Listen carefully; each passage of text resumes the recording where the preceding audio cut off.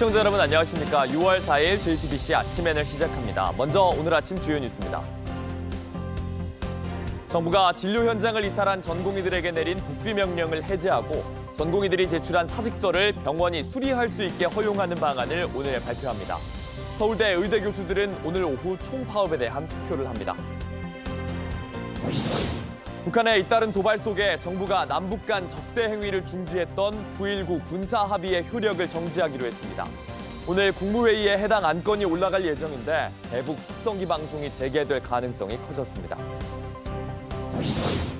윤석열 대통령이 동해바다에 140억 배럴 상당의 석유가 매장됐을 가능성이 있다고 밝혔습니다. 석유를 채굴한다고 해도 경제성이 문제가 될 거란 평가가 많습니다. 멕시코에서 사상 첫 여성 대통령이 탄생했습니다. 여성의 투표권 보장은 미국보다 늦었는데 대통령 당선은 더 빨랐습니다.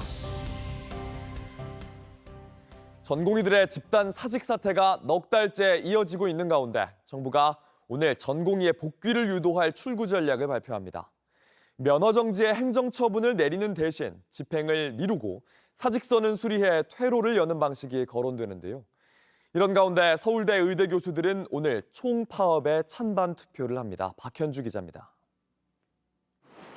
정부가 의정 갈등을 해소하기 위해 전공의들의 집단 사직서 수리를 허용하기로 방침을 정했습니다. 보건복지부는 오늘 오후에 전공의 사직서 수리와 관련한 내용이 담긴 의료개혁 현안과제를 발표합니다. 그동안 병원장에게 사직서를 수리하지 말라고 명령을 내려놨는데 이 결정을 철회하겠다는 겁니다. 병원장이 그런 권한을 가지고 있으면 상당수 전공의들을 복귀시킬 수 있다. 이렇게 말씀들을 하셨습니다. 사직서가 수리되면 전공의는 복귀를 하거나 병원을 옮겨 수련을 이어갈 수 있습니다. 또 면허정지 행정처분 절차를 어떻게 진행할지에 대해서도 설명할 예정입니다. 지금은 여러 가지 비상진료 대책을 강구를 해서 약간 좀 달라진 부분도 있고 정부도 이 부분에 대해서 달리 적극적으로 검토하고 있다는 말씀을. 의대 증원이 가능해진 만큼 의료 공백을 메우기 위한 판단을 내린 겁니다. 이런 가운데 대한의사협회는 오늘부터 집단 휴진 시기에 대한 투표를 실시합니다. 사실상 총파업 수순을 밟는 겁니다. 총파업연부는 내일 의대 교수들과 연석회의를 한 뒤 오는 9일 대표자 회의를 열어 최종 결정합니다. 서울대 의과대학과 서울대병원 교수들도 오늘 총회를 열고 총파업 찬반 투표를 진행합니다. 실제 총파업이 이뤄지면 응급실과 중환자실을 제외한 모든 과목의 진료가 중단됩니다. 하지만 이미 증원이 확정된 만큼 동력을 확보하기는 쉽지 않을 걸로 보입니다. JTBC 박현주입니다. 정부가 남북이 군사적 충돌을 막기 위해 서로 적대 행위를 중지하기로 한 9.19 남북 군사 합의를 사실상 폐기하기로 했습니다.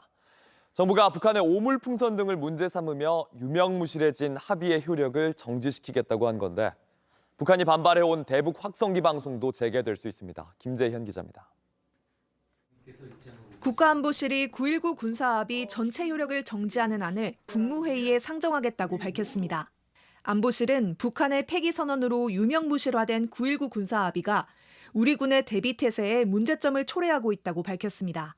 그러면서 이번 전체 효력 정지로 군사분계선 일대의 군사훈련이 가능해지고 북한 도발에 충분하고 즉각적인 조치를 가능하게 해줄 것이라고 했습니다.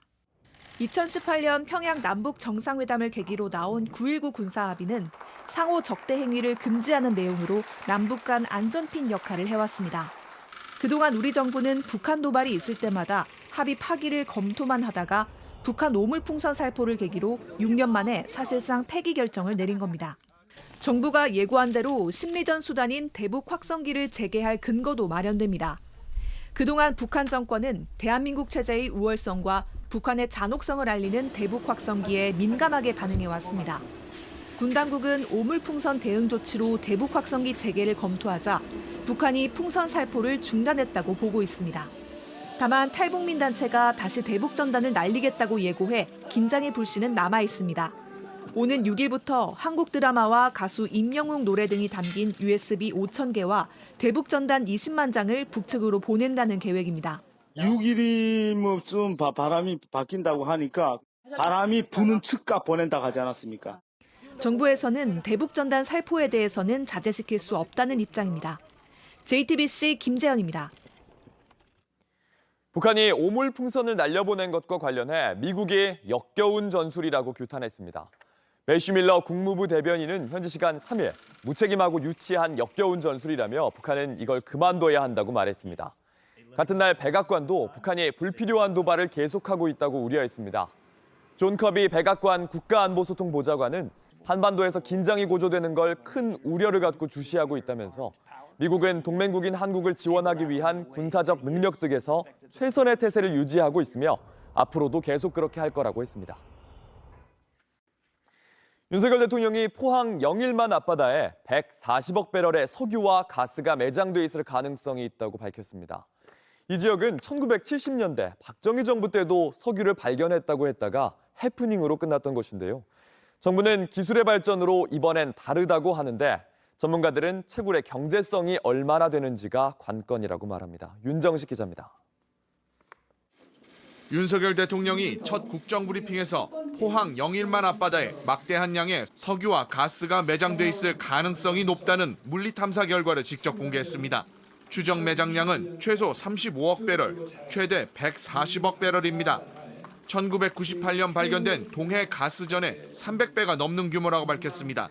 우리나라 전체가 천연가스는 최대 29년, 석유는 최대 4년을 넘게 쓸 수 있는 양이라고 판단됩니다.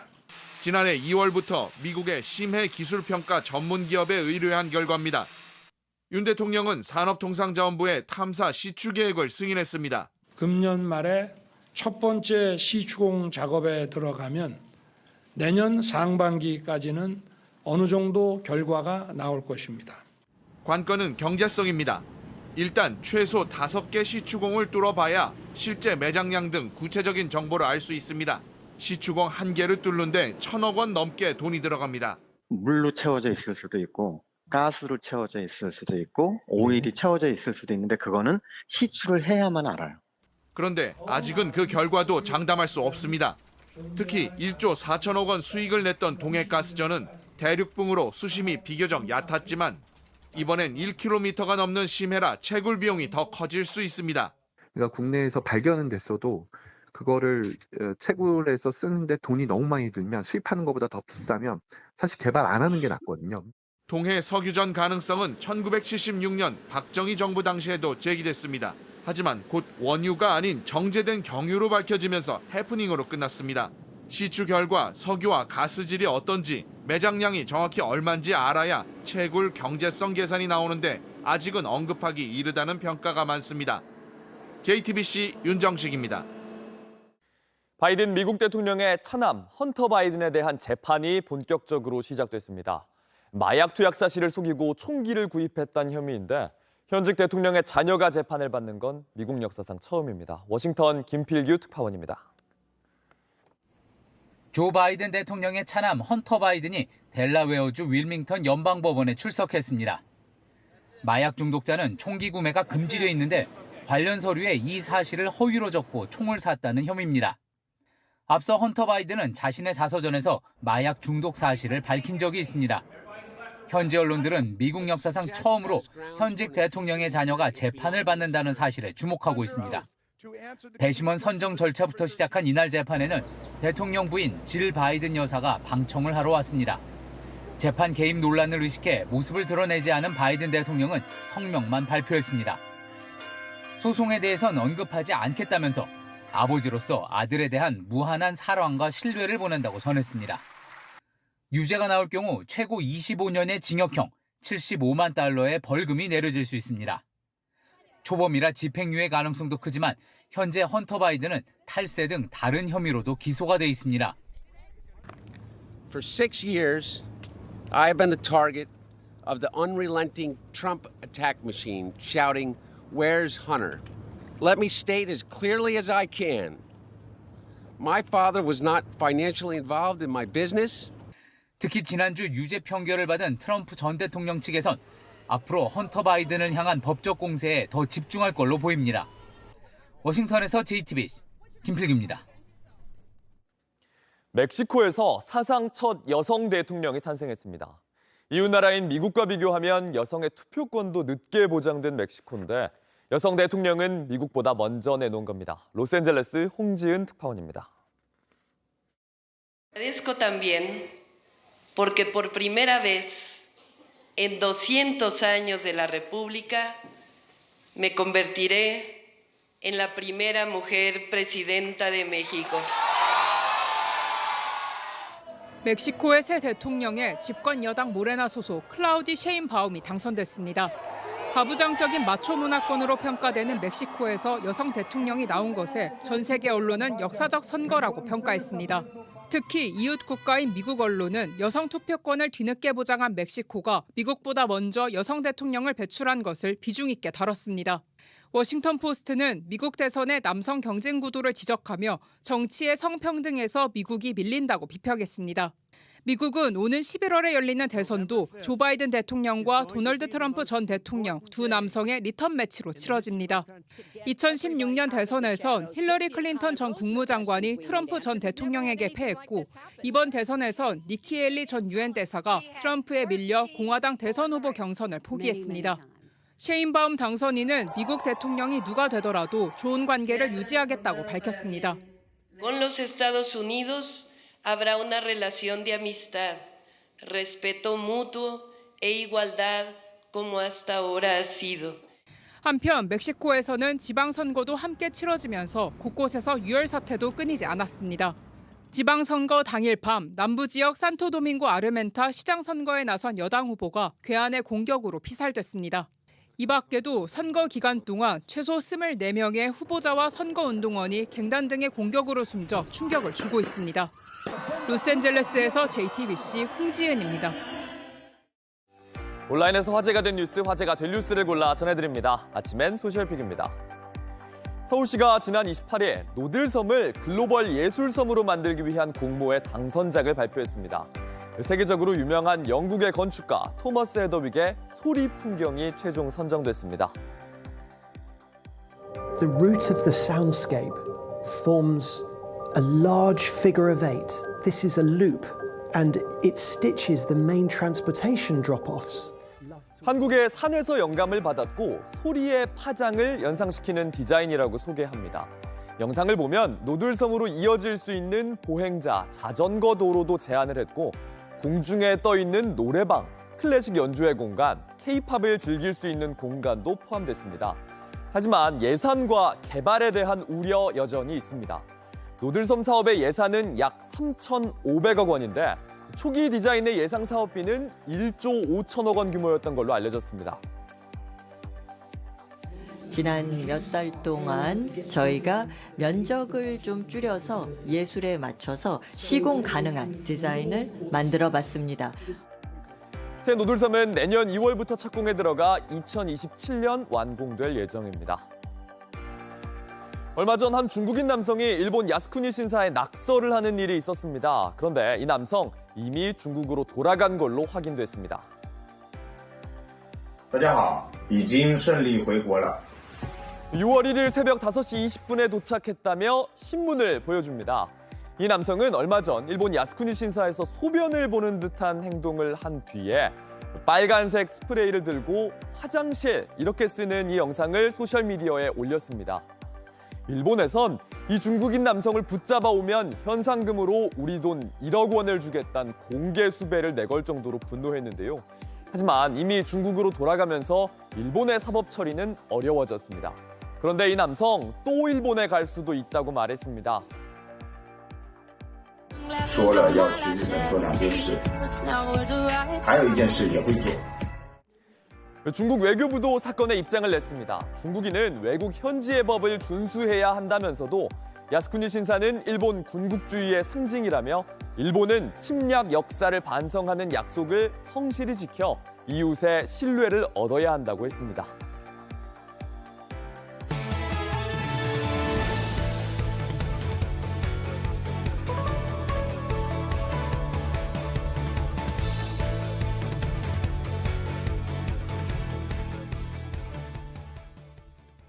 김건희 여사의 명품백 수수 의혹과 관련해 김 여사에게 가방을 건넨 최재형 목사가 명품 화장품도 줬다고 주장하면서 당시 상황을 적은 메모를 검찰에 제출했습니다. 이 메모에는 김 여사가 비서를 시켜 화장품 포장지를 그 자리에서 뜯었고 누군가와 통화하면서 금융위원 임명도 언급했다고 적혀 있습니다. 연지환 기자입니다. 최재형 목사는 지난달 31일 두 번째로 검찰에 소환돼 조사를 받았습니다. 김건희 여사가 인사청탁과 관련된 통화를 하는 걸 직접 보고 명품백을 전달하며 촬영을 해야겠다고 마음먹었다고 주장했습니다. 금융위원을 임명하는 이런 모습을 보고 충격을 받아서 결국은 이렇게 잠입 취재, 언더커버를 통해서 이게 김건희 여사의 부정부패가 이제 폭로가 된 건데. 명품백을 전달하기 3개월 전인 2022년 6월 20일 최 목사가 샤넬 화장품을 들고 김 여사를 만났을 때입니다. 최 목사는 당시 상황을 6쪽에 걸쳐 적어놨습니다. 이 메모엔 그분을 금융위원으로 임명하라고 라는 말을 한 뒤 알았어 잠시만이라고 했다며 비서의 책상으로 가서 메모를 했다고 적혀 있습니다. 화장품을 건넨 직후 상황도 써놨습니다. 김 여사가 정모 비서에게 포장지를 뜯으라고 지시했다며 부인이 추천했다고 하자 사모님께 정말 감사하다고 전해달라고 했다고 썼습니다. 다만 이때는 최 목사가 촬영을 하지 않아 메모를 뒷받침할 물증은 없습니다.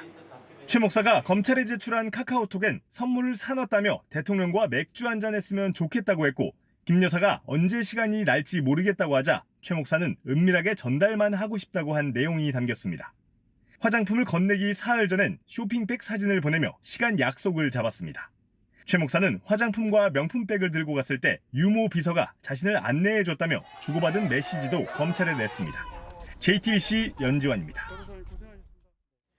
국민의힘은 김정숙 여사의 인도 방문이 외유성이었다면서 김 여사에 대한 특검법을 발의했습니다. 당시 김 여사 방문이 결정된 이후 없었던 타지마할 일정이 추가됐고 출장 비용도 늘어났다고 주장했는데 민주당에선 김건희 여사 특검을 물타기하는 거란 반발이 나왔습니다. 류정화 기자입니다. 2018년 10월 5일 문화체육관광부가 외교부에 보낸 공문입니다. 당시 문체부는 도종환 장관의 인도 방문에 협조를 요청한다며 뉴델리 아요디아 방문 일정과 민간 항공기 편명을 명시했습니다. 그런데 출장 이틀 전 작성된 공문에선 전용기로 편명이 변경됐고 러크나우 지역 일정도 추가됐습니다. 그 사이 10월 26일 인도 총리의 초청장을 받고 김정숙 여사의 인도 방문이 결정된 겁니다. 또 김정숙 여사의 출장 마지막 날 타지마할 일정이 더해지면서 아그라 경유 일정이 추가됐고 결국 소요 예산도 2천만 원가량 더 늘었다고 했습니다. 공문을 공개한 박수영 의원은 김 여사의 인도 방문이 인도 정부 측 초청이 아니라 문재인 정부의 셀프 초청이라는 걸 뒷받침하는 것이라고 주장했습니다. 여당은 김 여사가 장관 특별수행원 자격으로 순방을 간 것도 당초 영부인의 단독 외교라고 했던 주장과 다르다고 꼬집었습니다. 이에 대해 민주당 윤건영 의원은 당시 문체부와 영부인 행사 투트랙으로 진행이 됐었다면서 공식 단장은 정부 공식 지위에 있는 장관이 하는 게 맞다고 반박했습니다. 국민의힘은 김정숙 여사 특검법을 발의했습니다. 국민의 혈세로 버킷리스트 관광을 위해 셀프 초청에 나선 정황, 당초보다 15배 혈세를 투입하고 이것이 사실이라면 명백한 국정농단입니다. 야당은 정쟁용 특검이라고 비판했습니다. 저는 100% 정쟁용이라고 생각을 하고요. 최혜병 특검에 대한 물타기다. 그리고 두 번째는 김건희 여사 방탄용 특검이다. JTBC 류정화입니다. 최상병 사건 수사 외압 의혹과 관련해 핵심 인물인 이종섭 전 국방부 장관과 박정훈 전 해병대 수사단장 측의 두 변호인이 어제 JTBC 뉴스룸에서 1대1 토론을 벌였습니다. 대통령이 직접 이종섭 전 국방부 장관에게 한 전화부터 VIP 경로설에 대해서도 목소리가 크면 범죄냐, 경로 자체가 위력이다 이런 공방이 이어졌습니다. 한편 어제 이동훈 신임 공수처장은 통화 기록 확보에 만전을 다하겠다고 했습니다. 박현주 기자의 지금 이 뉴스입니다.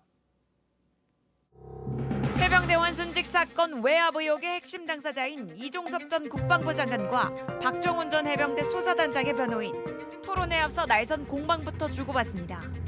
최근 박정훈 대령의 변호인께서는 이종섭 전 장관의 모든 통화 기록을 기자들에게 공개했습니다. 고도의 여론조작 같은 느낌을 받습니다.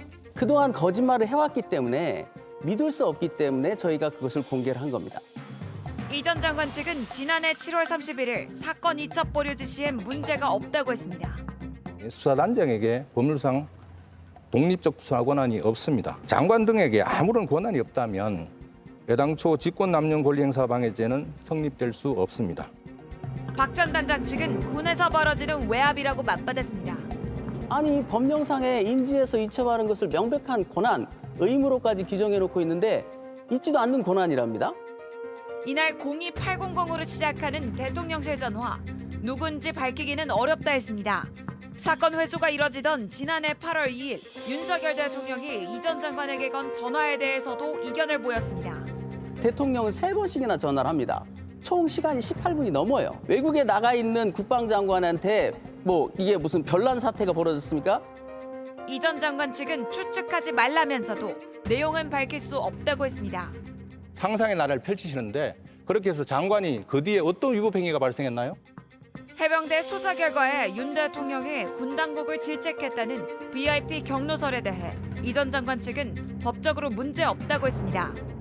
대통령이 차분하게 지시를 하면 아무 문제가 안 되는데 좀 목소리 크게 해서 거칠게 얘기하면 그게 범죄입니까? 박 전 단장 측은 경로 자체가 위력이라고 설명했습니다. 지시한 사람의 의지가 그 표현 속에 담겨 있는 거거든요. 다만 이 전 장관 측은 당시 대통령이 어떤 반응을 했냐는 물음은 확인해 줄 수 없다고 선을 그었습니다. JTBC 박현주입니다. 날씨입니다. 오늘 전국적으로 초여름 더위가 이어집니다. 낮 최고 기온은 서울, 광주가 29도, 대전이 28도, 대구 27도 등 전국이 21도에서 29도로 예상됩니다. 오존 농도는 경기와 충청, 호남, 경남에서 나쁨 수준까지 치솟겠습니다. JTBC 아침 앤을 마칩니다. 내일도 7시 반에 아침을 열겠습니다. 시청해주셔서 감사합니다.